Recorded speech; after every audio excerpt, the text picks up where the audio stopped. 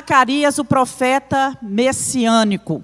Depois de Zacarias, semana que vem, nós estudaremos Malaquias e encerramos assim o estudo dos livros dos profetas menores, que são 12 profetas menores. Então, qual é o nosso objetivo hoje, com a nossa aula hoje? Aprender sobre esse profeta, a mensagem que ele pregava e como era o tempo em que ele vivia.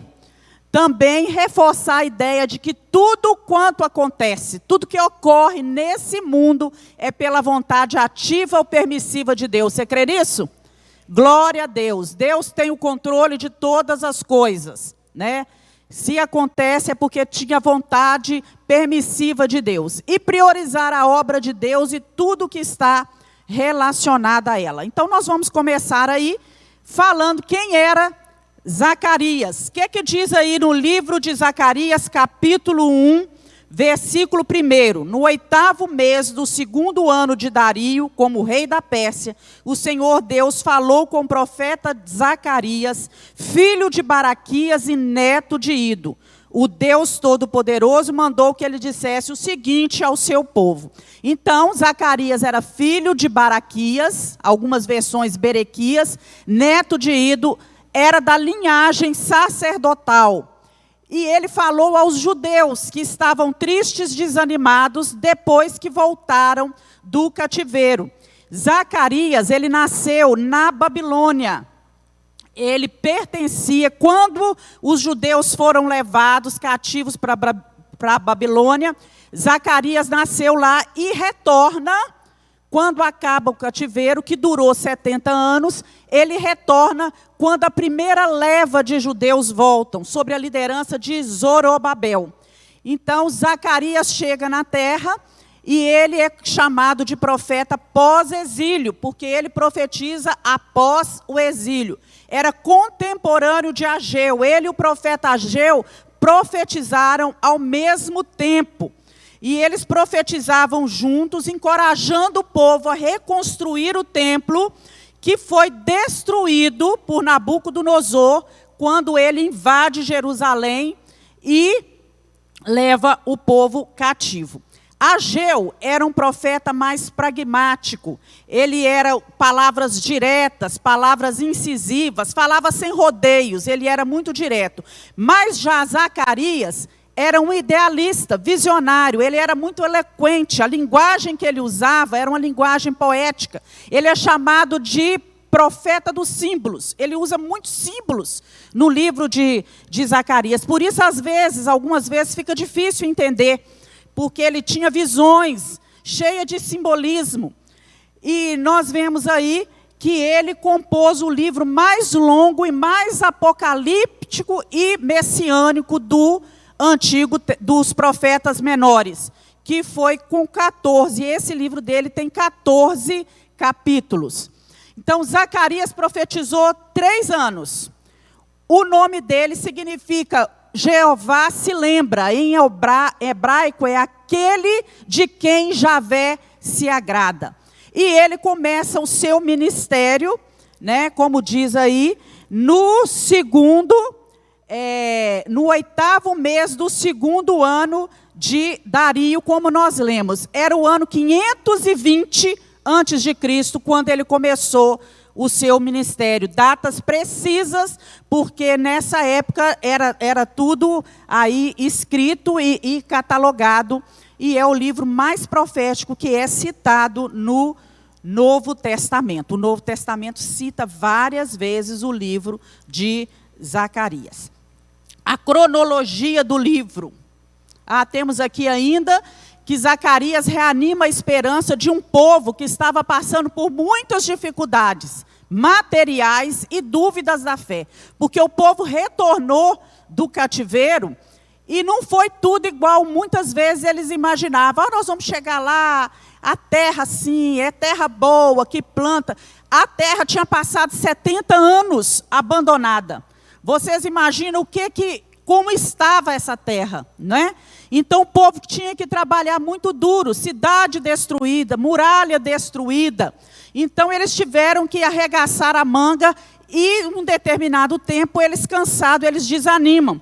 E então vem Zacarias, não é? Zorobabel, Esdras, Neemias, com esse objetivo de fazer o povo cobrar ânimo para reconstruir o templo, as muralhas de Jerusalém. E ele incentiva a formação de um novo quadro político que era centrado em Zorobabel. Zorobabel era um líder político, um governador, e Josué era um líder religioso, porque ele era um sumo sacerdote. Então vamos lá, a cronologia do livro.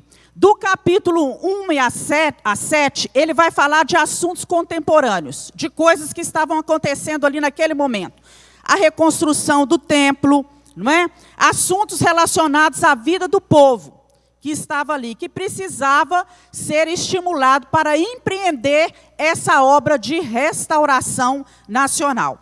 Então, o alvo desses capítulos, de 1 a 7, é descrever que Deus está agindo para alcançar os seus objetivos. Quando Deus tem um plano, Deus age e trabalha em favor desse plano. E Deus estava desafiando o povo a cooperar no plano que ele tinha. A palavra de Deus nos diz que de Deus nós somos o quê, meus irmãos? Cooperadores. Cooperadores. Nós cooperamos no plano de Deus. Era plano do Senhor que essa conferência acontecesse. E Deus usou cooperadores para que fizesse isso acontecer. Nós estamos aqui, todos nós, cooperadores do Senhor. Mas ele fala que o povo antes precisava se arrepender. Abre aí em Zacarias capítulo 1, já está aberto aí, né? Versículo 3. Diz assim, vamos ler o 2. Eu, o Senhor, fiquei muito irado com os seus antepassados. Portanto, agora eu digo a vocês, tornem-se para mim, e eu, o Senhor Todo-Poderoso, tornarei para vós. Não sejam como os antepassados de vocês, que não deram atenção aos profetas, quando eles anunciaram a minha mensagem. O Senhor Todo-Poderoso ordena que vocês deixem de ser maus e que abandonem as suas maldades, mas eles não me obedeceram. Então Deus exigia do povo obediência, retorno à obediência. Do capítulo 8 a 14, ele já vai falar de assuntos de ordem escatológica, de coisas que iriam acontecer, uma abrangência de milhares de anos, coisas que ainda não aconteceram. Então, o livro ele tem esse forte teor escatológico. Ele fala claramente que o reino de Deus será estabelecido no dia em que o Senhor pisar os seus pés sobre os montes das oliveiras que está defronte de Jerusalém. Então, isso ainda está por acontecer. E ele fala de muitas coisas que ainda não aconteceram na nossa época. Ora, ele profetizou 500 anos antes de Cristo. E o livro vem tratando de acontecimentos, né, que já aconteceram na época que Jesus veio, nasceu nessa terra, e que continuam acontecendo no decorrer da história. Então, o cativeiro terminou. O povo retornou à terra, mas a restauração completa ainda não havia acontecido. Porque o que aconteceu? O povo fez uma mudança geográfica. A mudança foi de lugar. Saíram da Babilônia e retornaram para Israel. Mas não foi uma mudança de coração. Então, os exilados, eles voltaram com muito entusiasmo. Isso logo acabou. Quando eles começaram a enfrentar os problemas, logo acabou. E muitas vezes nós agimos da mesma forma. A bênção de Deus é grande, começamos entusiasmados, mas à medida que deparamos com os problemas, o nosso entusiasmo acaba. Vem o desânimo sobre nós. E aquilo que era para ser uma grande obra, muitas vezes para pelo meio do caminho na nossa vida, porque se abateu sobre nós o desânimo. Então o povo voltou de Jerusalém, mas não voltou para Deus. Ainda não tinha voltado para Deus. Estavam fazendo a obra de Deus, mas não da maneira que agradava a Deus. Eles haviam caído em muitos pecados. O que acontecia naquela época? Os sacerdotes que tinham voltado junto com Zorobabel, eles estavam num estado deplorável. Então os sacerdotes, que eram para ser exemplo do povo, exemplo de vida santa, de vida reta, de que estavam vestidos com vestes brancas, muitos deixaram o sacerdócio, desprezaram o nome de Deus. Havia casamentos mistos, havia divórcios no meio do povo, traziam animais cegos, animais impuros, animais aleijados, dilacerados, para oferecer como sacrifício a Deus. E Deus não se agradava daquilo, né? Deus fala que aquilo que era para ser oferecido a ele era o que havia de melhor dentro da casa, que as pessoas tinham de melhor. Então, eles deixaram também os sacerdotes de ensinar a lei e faziam com que muitas pessoas tropeçassem na sua vida espiritual.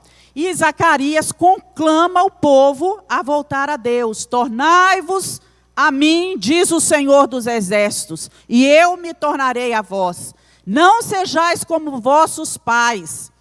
Então, nós não podemos usar como desculpa a minha hereditariedade, o meu pai era assim, a minha mãe era assim, foi o meio em que eu cresci. Então, nós somos responsáveis diante de Deus pelas nossas ações. Nós não podemos usar a nossa hereditariedade, não podemos usar o ambiente em que crescemos, em que vivemos, como desculpa para os nossos pecados. Não há justificativa para isso. Então, nós somos livres para escolher. Deus nos deu livre-arbítrio. E cada um de nós, individualmente, deve se retornar ao Senhor. É como que Deus queria que eles fizessem. Então, a palavra de Deus é clara. Deus não atende a pecadores não arrependidos. Nós precisamos nos arrepender. Nós precisamos renunciar ao pecado e voltar à comunhão do Senhor. Abre sua Bíblia aí no Salmo 66, 18. Você vai ver isso. Salmo 66, 18 diz assim: se eu atender a iniquidade no meu coração, o Senhor não me ouvirá. Se eu atender a iniquidade no meu coração, o Senhor não me ouvirá. Então, se não houver arrependimento nas nossas vidas, as nossas orações não são ouvidas pelo Senhor. E o povo teria que consertar a sua vida espiritual. Era isso que Deus queria, para que eles pudessem contar com a ajuda, com a presença, com a ação de Deus na reconstrução do templo e da vida deles. Eles precisavam consertar a vida espiritual. O mesmo acontece comigo e com você hoje. O mesmo acontece conosco. Nós precisamos consertar a nossa vida espiritual e nos voltarmos para o Senhor. Lá em Apocalipse, vai lá para Apocalipse capítulo 2, versículo 5. Deus dá um conselho para a igreja de Éfeso, que é pertinente para nós hoje, que diz assim: lembra-te, pois, de onde caístes, e arrepende-te, pratica as primeiras obras. Quando não, brevemente a te virei, e tirarei do seu lugar o teu castiçal, se não te arrependeres. Nós precisamos olhar para a nossa vida, lembrar de onde caímos, ter consciência dos nossos pecados, pedir perdão a Deus, nos arrependermos, para que assim a bênção do Senhor venha sobre a nossa vida. Então, para evitar que a nossa vida sofra a mesma ruína que Israel sofreu, nós precisamos rejeitar, não fazer aquilo que o povo fez. Aquela postura do povo, não seguir os falsos ensinos, não ir após os ídolos, não fazer os outros se desviarem, ter cuidado com o nosso testemunho, porque a nossa maneira de se portar, de nos portarmos, a nossa vida, ela influencia outras pessoas. Em outras palavras, nós precisamos nos voltar para Deus, em todo o tempo. Todo o tempo nos voltarmos para o Senhor. Então o livro começa aí, como nós lemos, com uma lembrança das gerações passadas. Olha, os seus pais fizeram isso. E quando vai falando de pais, se estendem até mais, né? Há um versículo lá no livro de Esdras que fala que Zacarias era filho de Ido, não é? Mas Ido era, na verdade, o avô, porque era costume naquela época, muitas vezes, os netos serem citados como filhos dos avós. Eles dão várias explicações para isso, né? Inclusive aqui que talvez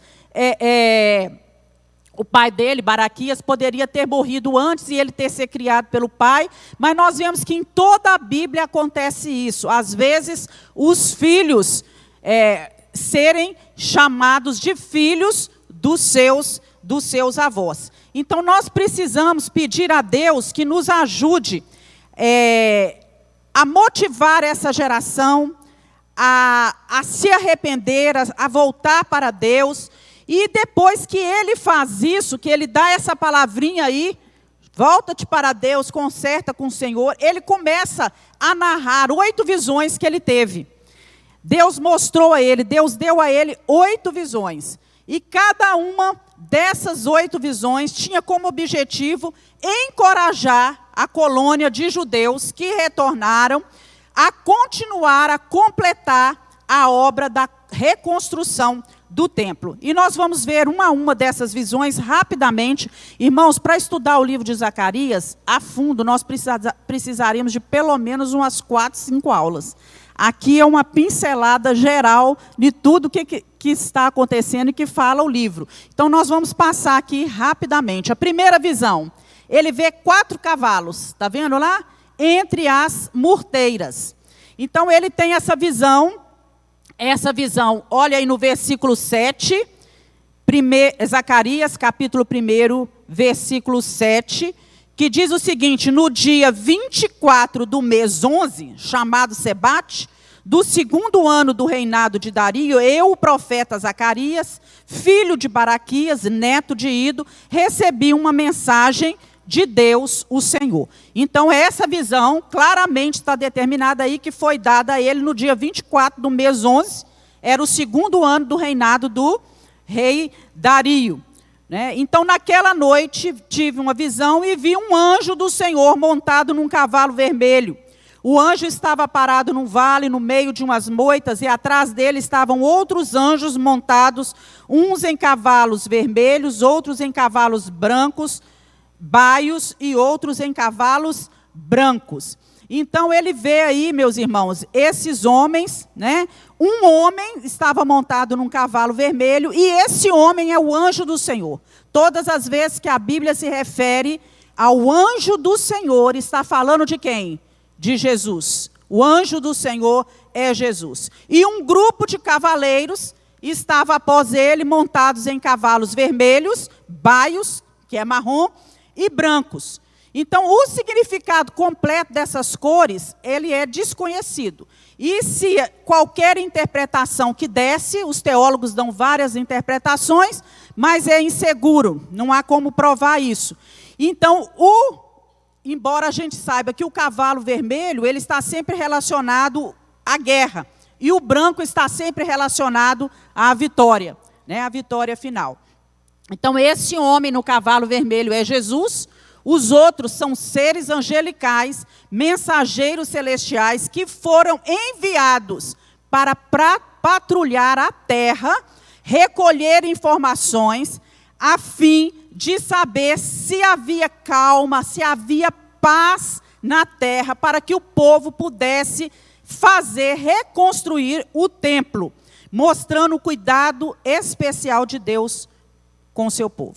Da mesma forma que os reis persas enviaram mensageiros montados por todo o império para manter em boa ordem as coisas, Yahvé, o nosso Deus, ele enviava ao mundo, dentre o qual estava Judá, a terra de Judá, enviava os 3 anjos que entregaram um relatório afirmando que sim, a terra ao redor havia calma, havia repouso, eles poderiam iniciar a reconstrução do templo. A segunda visão, ele vê 4 chifres e 4 ferreiros. Chifre é símbolo de força e símbolo de poder. Ensinando que os inimigos, está aí a partir do versículo 18. Vamos ver aí. A segunda visão. Tive outra visão e vi 4 chifres de boi. Perguntei ao anjo que falava comigo: o que querem dizer esses chifres? E ele respondeu: representam as nações que espalham pelo mundo inteiro os moradores de Judá, de Israel e de Jerusalém. Aí o Senhor Deus me mostrou 4 ferreiros e eu perguntei: o que eles vêm fazer? Ele respondeu: os chifres são as nações que se espalharam ao redor de Judá de tal maneira que ninguém tinha coragem de levantar a cabeça. Esses ferreiros representam o que estão vindo para assustar e quebrar os chifres, isto é, aquelas nações que conquistaram a terra de Judá. Então, o chifre, símbolo de força e poder, ensinando, aqui está dizendo para nós que finalmente os inimigos de Israel iam ser destruídos através de guerras e que não haveria oposição à construção da casa de Deus. E ele, como ele não entendeu o significado, ele perguntou: são os chifres aqueles que dispersaram, Judá e Israel? E sim, provavelmente, possivelmente, representavam esses chifres a Assíria, o Egito, a Babilônia e o Império Medo-Persa. E aí, o significado essencial é que os julgamentos de Deus viriam e feririam as nações que haviam afligido a Israel. E esses 4 ferreiros, eles representam, as nações que se levantaram contra esses chifres, contra essas nações que incomodaram tanto o povo de Deus. Então, todas as vezes que um chifre incomodava demais, Deus levantava um ferreiro para destruir aquele chifre. E foi assim para a Babilônia, o ferreiro foi Ciro, Para Ciro, da Pérsia, o guerreiro foi Alexandre o Grande, da Grécia. Para Alexandre o Grande, da Grécia, o ferreiro foi Roma. E assim por diante, está explicada aí a segunda visão. E quais as lições que a gente traz para a nossa vida disso? Que Deus é quem concede vitória. Você pode dizer isso? Deus é quem concede vitória. Deus derruba os orgulhosos, derruba os poderosos. Haverá o dia em que o mal nessa terra vai cair. A queda do mal é inevitável. Deus é o defensor do seu povo. Você pode dizer glória a Deus? Deus é quem defende o seu povo. Os poderosos podem prevalecer por um tempo. Mas, quando o cálice da malícia transborda, Deus aciona o seu braço forte e Ele age por nós. Aleluias. Deus é o protetor do seu povo. As portas do inferno não podem prevalecer contra a igreja do Senhor. Aleluias. Sempre que alguém se levantar, Deus vai levantar a sua força para destruir o mal. A terceira visão, Jerusalém é medida, ele vê um homem com um cordel de medir. O homem cuja mão estava esse cordel de medir, uma vara de medir. Ele era, na verdade, um anjo que foi aferir as medidas de Jerusalém. Está implícito aí um duplo sentido: verificar as dimensões da cidade, que seria reedificada, e também há um paralelismo apocalíptico aí, apontar para Jerusalém futura, citada por João no livro de Apocalipse. Jerusalém, ele diz, e está aí no capítulo 2, a terceira visão. Tive ainda outra visão, vi um homem segurando uma fita de medir, E aí nós vamos explicar aí, que Jerusalém, a nova Jerusalém, ela será habitada em aldeias sem muros. A visão avista um futuro, o reino milenar do Senhor. A Jerusalém celestial, ela não vai precisar ser demilitada, porque o Senhor, nosso Deus, será um muro de fogo ao redor delas. E quantos muros nós, cristãos, servos do Senhor, erigimos ao nosso redor? Nenhum muro desses, que muitas vezes nós erigimos com as nossas próprias mãos, nos trazem segurança que Deus pode dar. Às vezes esses muros são uma posição social, o dinheiro, o orgulho, a autossuficiência, pessoas que se acham suficiente demais. a influência política, e nós precisamos pedir ao Senhor, primeiro abrir mão desses muros que nós mesmos construímos, e pedir ao Senhor que forme uma muralha de fogo ao redor da nossa mente. Aleluias, as muralhas de fogo, elas são impenetráveis. Algumas muralhas, elas têm brechas, mas as muralhas de fogo eram usadas pelos homens para proteger contra o frio e dos animais selvagens. Muralhas de fogo que o Senhor construa ao redor da nossa cabeça, ao redor da nossa família, ao redor do nosso trabalho. Fogo é símbolo do Espírito Santo. Aleluias, né? E o próprio Senhor Jesus deve ser a nossa muralha, a nossa defesa, estar ao nosso redor. A terceira visão, a quarta visão, é a visão do sumo sacerdote Josué, já está no capítulo 3. Em outra visão, Deus me mostrou o grande sacerdote Josué, que estava de pé em frente do anjo do Senhor. Satanás estava à direita de Josué, pronto para acusá-lo. O anjo do Senhor disse a Satanás. Então, Zacarias, primeiro, viu ali o sacerdote Josué em pé, e viu Satanás à direita dele, fazendo oposição a ele. E depois ele vê também, diz aqui, no versículo 3, Josué, vestidos de roupas sujas, continuava em pé diante do anjo. Então, essa passagem, ela vai retratar a restauração do sacerdócio de Israel. O povo havia perdido a condição religiosa dele quando eles foram deportados. Então, quando eles retornaram, tudo deveria voltar à normalidade. Josué era o sumo sacerdote. Ele era a autoridade maior sobre todos os sacerdotes, por direito, por descendência. Ele era da descendência sacerdotal. E todos estavam, os sacerdotes, ele estava representando ali, conivente com a falta de interesse de reconstruir o templo, não é? E Satanás entrou em cena para se opor contra Josué, para acusá-lo, porque ele é o acusador do seu povo. As acusações eram precisas, eram verdadeiras, o povo estava em pecado, não é? E ele entra ali, né, para falar que Israel estava vestido de roupas sujas, referindo-se ao pecado, porque essas roupas sujas simbolizam a idolatria do povo naquela época, na nação, que era tolerada pela liderança, que eram os sacerdotes. E, de repente, Josué é purificado. Se você ler aí depois, você vai ver, Josué é purificado e Satanás é repreendido. Que o Senhor o repreenda, Satanás. Que o Senhor que escolheu Jerusalém o condene. Esse homem é como um tição tirado do fogo.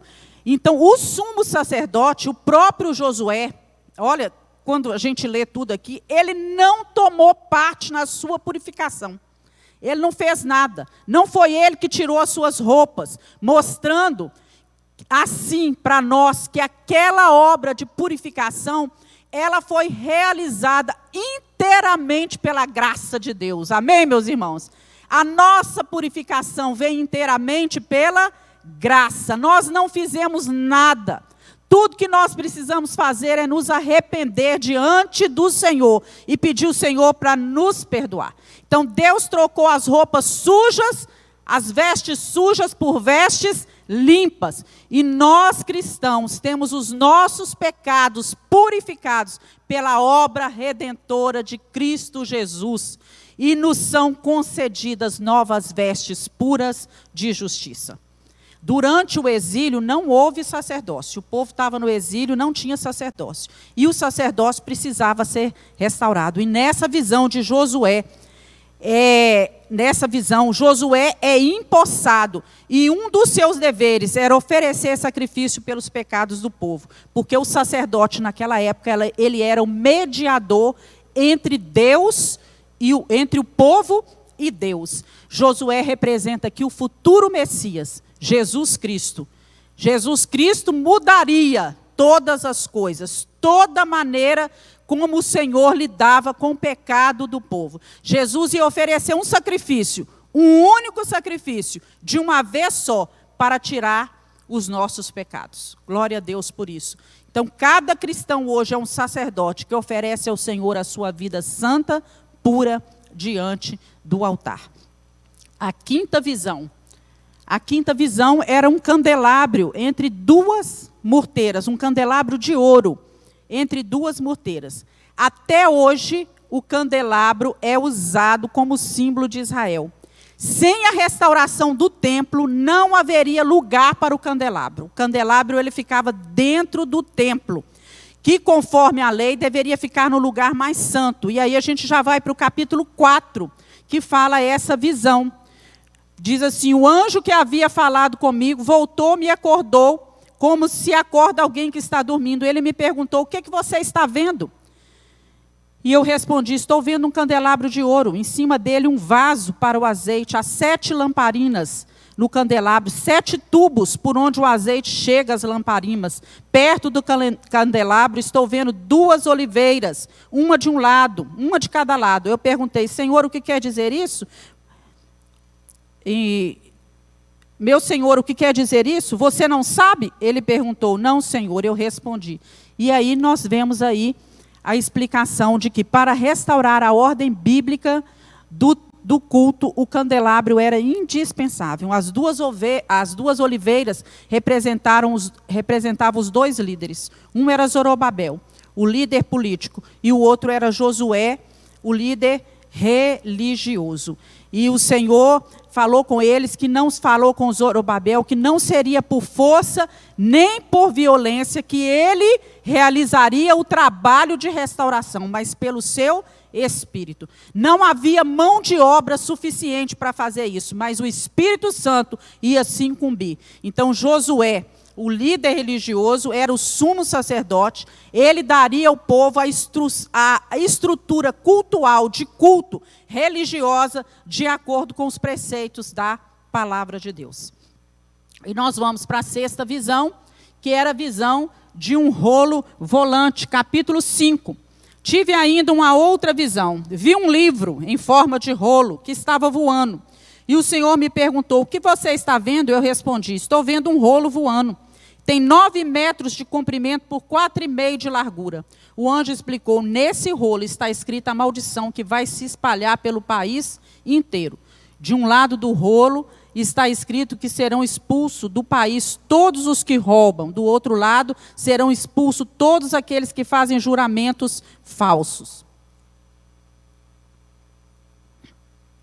Então nós vemos aí, né, que no rolo estavam escritas as maldições. Toda a condenação que estava prevista lá na aliança com Moisés. Nós vemos isso lá em Deuteronômio capítulo 30.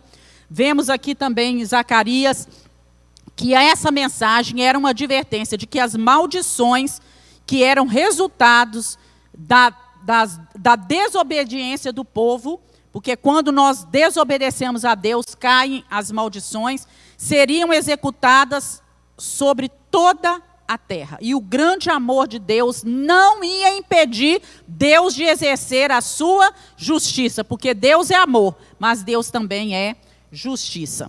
E vem a 7ª visão, que está aí no capítulo 5 também, no versículo 5. O anjo que havia falado comigo voltou e me disse: olha o que vem vindo agora. E eu perguntei: o que é isso? Ele respondeu: é uma cesta, um efa, e ela representa os pecados do povo desse país. A cesta tinha uma tampa de chumbo.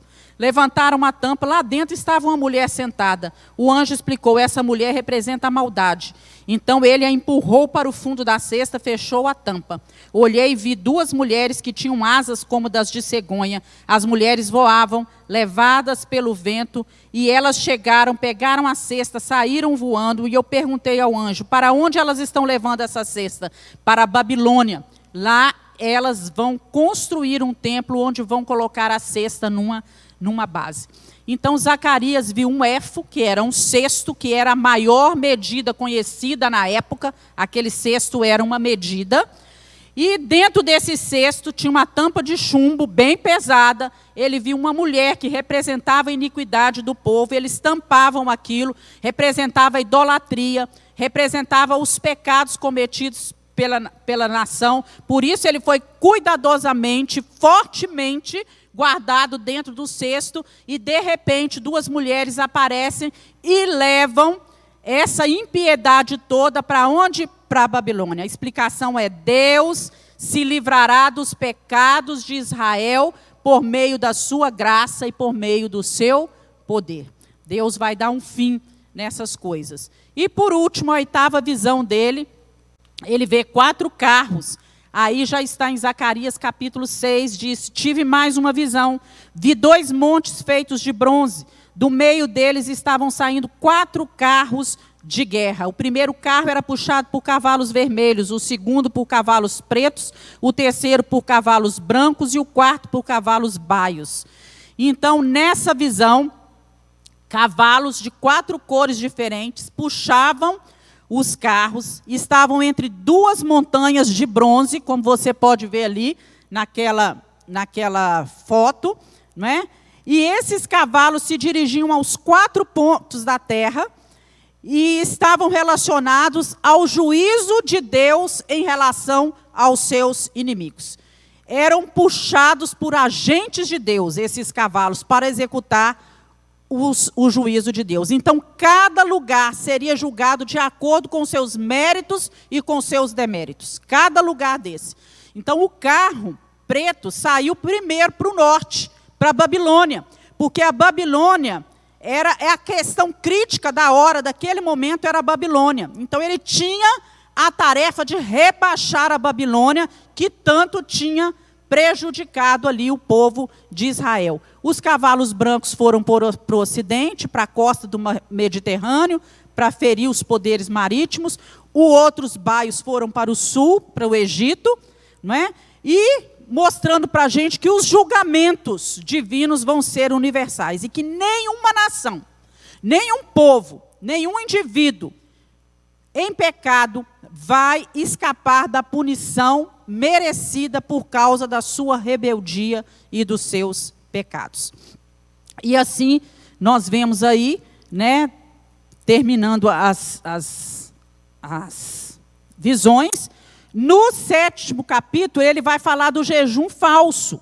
Ele fala para eles sobre o jejum, né? E no capítulo 7, no versículo 3, ele fala assim: e deviam também fazer os sacerdotes do templo e os profetas as seguintes perguntas: faz muitos anos que nós choramos, jejuamos no 5º mês, o mês em que o templo foi destruído. Devemos continuar fazendo isso? Então o Senhor Todo-Poderoso falou comigo e mandou que eu dissesse o seguinte ao povo e aos sacerdotes: já faz 70 anos que vocês choram e jejumam no 5º mês e também no 7º. Mas não é em minha honra que vocês façam isso. E quando vocês comem e bebem, é só para satisfazer os seus desejos. Essa mensagem foi a mesma que o Senhor tinha dado antes, por meio dos profetas antigos, quando Jerusalém estava em paz e tinha muitos moradores. Então Deus está falando com eles aí, que o jejum que realmente agradava ao Senhor, era um jejum de um coração contrito. Eles jejuavam constantemente, mais de 70 anos jejuando, constantemente, mas o coração deles estava afastado do Senhor. Então o jejum que agrada a Deus, não é? É o jejum que você passa em um tempo sem comer, mas a sua vida está no altar. Está em jejum, mas está brigado com o próximo, está com o coração endurecido, não consegue perdoar, não é? Não consegue lidar com as situações difíceis, está com a vida totalmente errada. Esse jejum não é aceito diante do Senhor. E a partir do capítulo 8, como nós vimos ali, né, no início, nós vemos a promessa de que Jerusalém, ela voltaria a ser restaurado. Então, quando a gente começa a ler no capítulo 8, glória a Deus, nós vemos velhos e crianças, velhos sentados nas praças, crianças brincando sem perigo, Então, essa profecia contém lances imediatos, fala de acontecimentos que ainda estão por vir. A partir do capítulo 8 vai começar isso. Né? Olha aí no capítulo 8, versículos 7 e 8. Vou salvar o meu povo, os tirarei dos países do leste e de oeste, para onde foram levados como prisioneiros. Trarei de volta a Jerusalém, onde ficam morando. Eles serão o meu povo, eu serei o seu Deus, e eu os governarei com justiça e fidelidade. Então, ele está falando aí da dispersão do povo. Vou trazer o povo do Oriente, do Ocidente. A primeira dispersão do povo de Deus foi quando eles saíram de Israel por causa da fome e foram para o Egito. Depois, a segunda dispersão, nós vemos aí quando a Síria leva o povo cativo.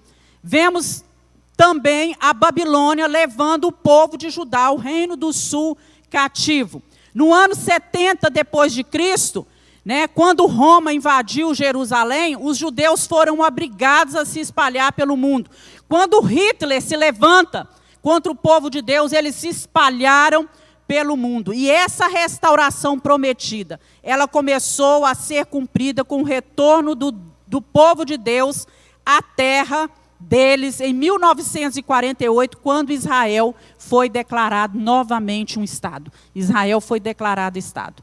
Então, nós vemos aí, no decorrer da história, Deus cuidando do seu povo, e ainda hoje nós vemos judeus que estão espalhados em várias partes do mundo, retornando à sua terra. E o Senhor reafirma mais uma vez que Ele zela por Jerusalém e que o desejo é abençoar o povo com a sua presença, com o seu poder, deseja ser adorado. E Ele prediz aqui que Jerusalém vai ser novamente habitada, vai ser um lugar seguro numa época futura messiânica. Né? Vai ter vida boa, vida longa, vida próspera. Né? Promessas para quem observava as leis de Moisés. E vê aí crianças brincando nas ruas, longevidade dos seus habitantes, uma futura prosperidade e bênçãos divinas, porque ainda hoje Israel não vive em paz. Não é? Nós não vemos aí as crianças brincando em segurança, nós não vemos isso acontecendo. Então, a partir do capítulo 9... Esse capítulo, do capítulo 9 ao 14, está repleto de promessas de um Messias vindouro, que ainda viria de um reino mundial. Então, nós vamos ver aqui, olha só, profecias a respeito do Messias. Ele virá, a profecia, virá como servo do Senhor, o renovo, foi cumprido. Jesus veio. O homem cujo nome é renovo, cumprida. Rei e sacerdote, cumprida. A entrada triunfal de Jesus em Jerusalém. Zacarias fala sobre isso no capítulo 9, versículo 9. Ele fala isso. Alegre-se muito, povo de Sião, moradores de Jerusalém. 9, versículo 9. Cantem de alegria, pois o seu rei está chegando. Ele vem triunfante e vitorioso, mas é humilde, está montado num jumento, num jumentinho, filho da jumenta. Quem entrou assim em Jerusalém? Jesus. A profecia cumprida. Né? O verdadeiro pastor, traído por 30 moedas de prata, lá em Zacarias capítulo 11, no versículo 12, fala sobre isso. Deixa eu achar aqui na minha... Então eu lhes disse, se estiverem satisfeitos, paguem o meu salário, senão não paguem. E eles me pagaram 30 barras de prata.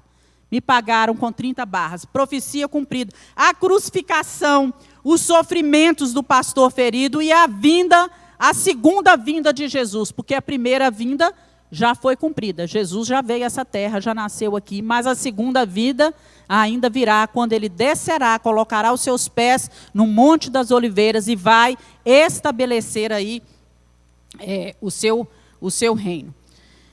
Continuando, nós vemos aí, eu trouxe aqui, né, profecia, alegre-se Sião, aí vem o teu Deus. Zacarias 9, se cumprindo com a entrada de Jesus em Jerusalém.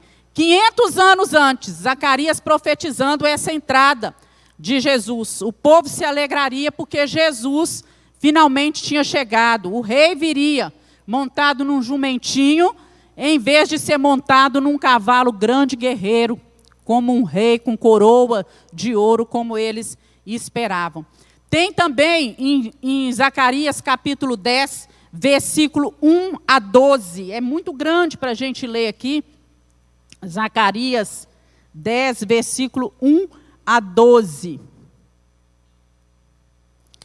O Senhor falando, né, que a promessa era de que essa pedra, Jesus é a pedra angular. No Novo Testamento fala sobre isso, que ela sairia da tribo de Judá, essa pedra angular. Então, essa profecia se refere a ele como essa pedra, o arco de guerra, um governante que era um homem de ação. Esse Messias ia ser forte, vitorioso, digno de confiança. Então, quando nós permanecemos firmes em Jesus, o Espírito Santo de Deus nos capacita a fazer a vontade dele, apesar dos obstáculos que nós enfrentamos. Porque todas as vezes que nós nos levantamos para purificar a nossa vida, para andar retamente diante do Senhor, para realizar a obra do Senhor, o ministério que o Senhor tem nas nossas mãos, porque cada um de nós tem um trabalho a ser feito pelo Senhor aqui nessa terra. Nós começamos a enfrentar obstáculos. Daí muitas vezes as pessoas questionarem assim, nossa, mas antes que eu não servia tanto a Deus, que eu não orava tanto. Você já escutou essa pergunta? Ou você já fez essa pergunta a si mesmo? Por que que antes eu vivia afastado do Senhor e parece que minha vida era mais fácil? Porque uma oposição ferrenha do reino das trevas, quando você começa a se levantar e fazer a vontade do Senhor. Assim como Sanbalate e Tobias se levantaram contra a vida de Neemias na reconstrução dos muros de Jerusalém, que era a obra que Deus havia proposto para eles. Assim como o inimigo se levanta aqui contra a purificação dos sacerdotes, contra a reconstrução do templo, Satanás se levanta diariamente contra a reconstrução da nossa vida, contra a troca das nossas vestes, a nossa purificação. E vai colocando obstáculos no nosso caminho. Mas se existem obstáculos, têm que ser feito o que com eles, irmãos?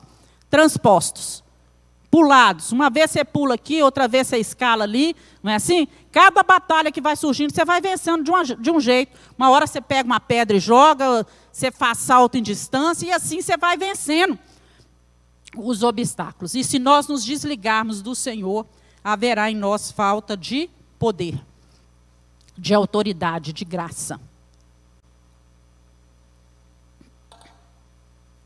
E aí, nós vemos aí no capítulo 12, a restauração final de Jerusalém, no capítulo 12, a libertação de Jerusalém.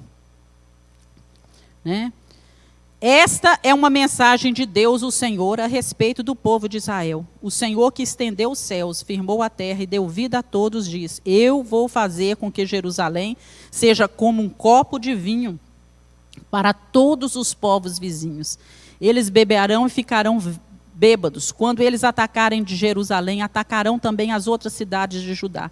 Mas eu, naquele dia, farei com que Jerusalém seja uma pedra pesada para todos os povos. Quem tentar levantá-la ficará gravemente ferido.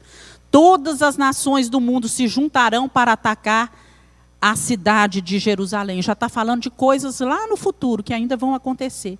Mas naquele dia farei com que os cavalos fiquem assustados e os soldados da cavalaria fiquem loucos. Protegerei os moradores de Judá. Farei com que os cavalos fiquem cegos. Todas as famílias pensarão assim: o Senhor Todo-Poderoso dá força aos moradores de Jerusalém, que são o seu povo. Naquele dia farei com que as famílias de Judá sejam como brasas num monte da lenha, como uma tocha acesa no meio dos feixes de trigo. Eles destruirão todas as nações que estão ao seu redor, e o povo de Jerusalém viverá seguro na sua cidade. Eu, o Senhor, darei a vitória primeiro aos exércitos de Judá, a fim de que a honra que os descendentes de Davi e os moradores de Jerusalém vão receber não seja maior do que a honra que será dada aos outros moradores de Judá. Então ele vai falando aqui da restauração final de Jerusalém. Há de chegar um dia e que Jerusalém será um instrumento poderoso contra todos aqueles povos que se levantarem. Aqueles que levantaram a sua mão para agir contra eles serão atingidos. É predito que contra Jerusalém vai se levantar. Isso tudo que a gente vê acontecendo isso hoje, meus irmãos, isso é cumprimento da palavra do Senhor. As nações iriam se levantar, vão se levantar contra Jerusalém, cada vez uma e outra. Alguns dizem que isso aqui está se tratando da batalha do Armagedon, da última grande batalha na terra. Mas o fato é que aqueles que se opõem ao povo de Deus será destruído. Deus, com sua mão, ele vai conceder a vitória. Em Zacarias 13, esse capítulo vai retratando os dias finais da terra como nós a conhecemos. Vai ser uma nova dispensação de Deus. É preciso que haja uma purificação para que todo o mal seja abolido. É preciso que os ídolos sejam banidos, os falsos profetas deixem de enganar o povo. E nós sabemos que muitas vezes a Bíblia nos encoraja a olhar para o dia do Senhor, que está próximo. O dia do Senhor está próximo. Lá em Zacarias capítulo 14 fala isso. Se você soubesse exatamente quando isso aconteceria, você mudaria alguma coisa no seu modo de viver? Se falasse, vai ser no ano que vem, você mudaria? Então nós temos que viver, nós não sabemos. Nós não sabemos disso, não há como saber. Então nós temos que estar prontos hoje, viver em obediência, em prontidão espiritual, esperando a volta do Senhor Jesus. Porque isso é claro, Zacarias profetiza claramente que ele vai voltar. E nós não sabemos o dia, e nós precisamos estar preparados. A palavra de Deus deixa clara que aquele que estiver em pecado, ele não vai participar das festas, das bodas do Cordeiro. Então, esse capítulo agora, o capítulo final, o 14, ele vai retratar também o triunfo final do Senhor sobre toda a terra e o reinado do Senhor que vai estabelecer sobre o seu povo. Fala aí a respeito do milênio. E nós podemos extrair aqui para a nossa vida hoje, aqui estava sobre o jejum, algumas lições importantes. Nossa, eu resumi em algumas, porque eu consegui tirar tanta lição para a minha vida. Primeiro, Deus sempre oferece oportunidade de recomeço, mas exige de nós o quê? Arrependimento genuíno. Nós podemos errar, mas Deus é amoroso, piedoso. Quando há arrependimento genuíno, Ele nos dá uma nova oportunidade. Você pode dizer glória a Deus? Glória a Deus por isso. Deus é zeloso para com seu povo. Não rejeite a Deus, não siga falsos mestres. Volte para Deus e obedeça seus mandamentos. Aqueles que amam a Deus devem cooperar na realização da sua obra. Para o fazermos, precisamos da ajuda do Espírito Santo. Nós trabalhamos para o Senhor, mas tudo que nós fazemos, se não tiver a ajuda do Espírito Santo, nós não damos conta, meus irmãos. Nós precisamos da presença do Espírito Santo diariamente. Devemos confiar em Deus para realizar o que Ele nos chamou para fazer, mesmo diante dos obstáculos. Não deixar que o desânimo invada a nossa vida. Deus agirá como pastor quando os pastores humanos falharem. Os pastores falham porque são seres humanos. Não podemos supervalorizar as suas capacidades. Temos que orar pelos pastores e líderes. Eu pulei essa parte aí porque não ia dar tempo de falar, mas aqui fala sobre os pastores, Os pastores que se levantam, Deus levantando Josué como um pastor do seu povo, e daí a pouco Deus levantando como um pastor que não cuidava do seu povo, para o povo sentir a diferença. Mas Deus é o nosso verdadeiro pastor, porque os pastores humanos falham, eles têm defeitos. Deus é o pastor deles também. Então, nós não podemos supervalorizar as pessoas. Nós temos que saber que as pessoas têm problemas, dificuldades, e que por trás delas também está Jesus. Zacarias incentiva os que estão em situação desesperadora e que não conseguem enxergar um futuro promissor. Há momentos que nós estamos assim. Nós estamos com nossos olhos fechados, não conseguimos visualizar. Às vezes precisamos até de ajuda do Senhor e ajuda de pessoas. Precisamos conversar com as pessoas, porque às vezes a visão da pessoa é diferente da nossa. Vai abrir os nossos olhos para as coisas que nós não conseguimos ver. E Isaías aí fazia esse papel de incentivar o povo, de trazer esperança para o povo, para aquilo que ia acontecer. Zacarias soube ser fiel no cumprimento do seu dever profético, e eu devo ser também.